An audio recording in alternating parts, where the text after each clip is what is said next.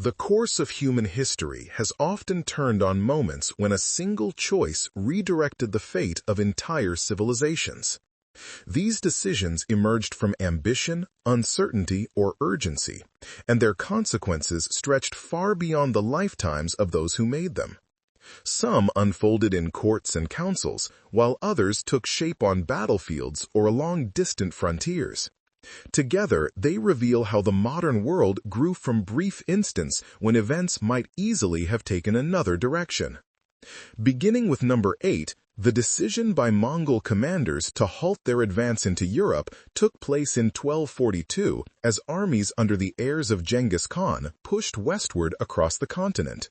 Their forces had defeated major European kingdoms using highly mobile cavalry and coordinated tactics, and the campaign had reached the Danube River.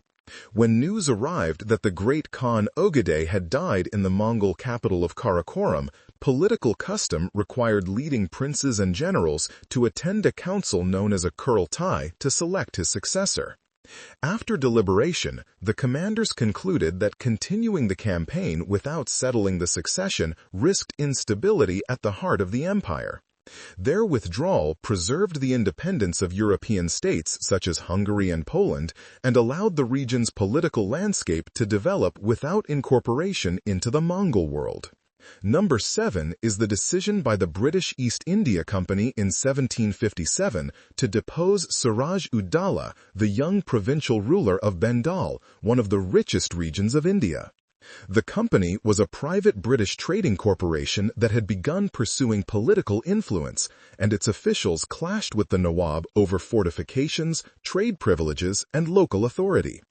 Company representatives secretly reached an agreement with several Bengali nobles to remove Siraj-ud-Daulah, and their plan culminated in the Battle of Plassey. Company forces prevailed with the support of key defectors, allowing the organization to install a compliant ruler and assume control over Bengal's revenues. This decision transformed the company from a commercial enterprise into a territorial power, and laid the foundations for British dominance in India for nearly 2 centuries.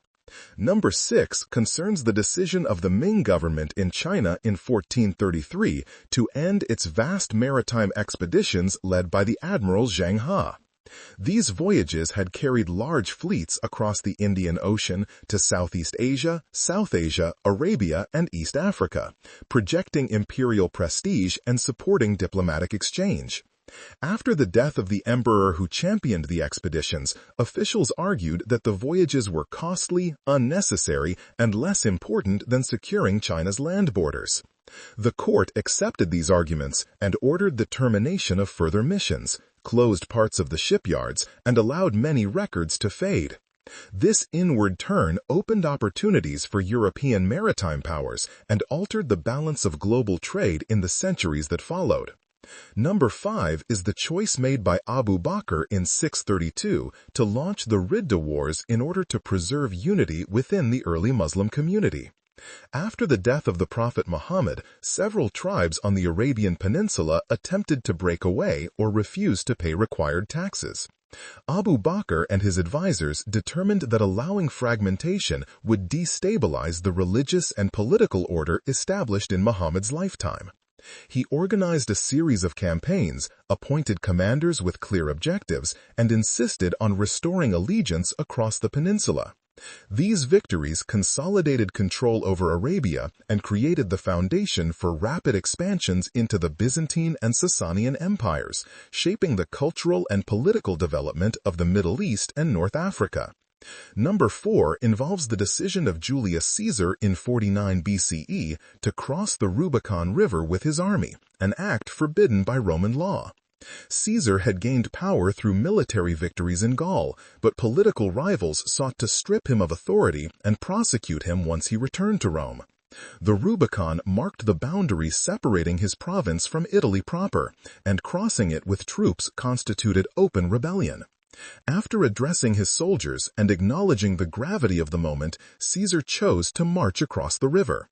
The civil war that followed ended with the collapse of the Roman Republic and laid the institutional groundwork for the creation of the Roman Empire.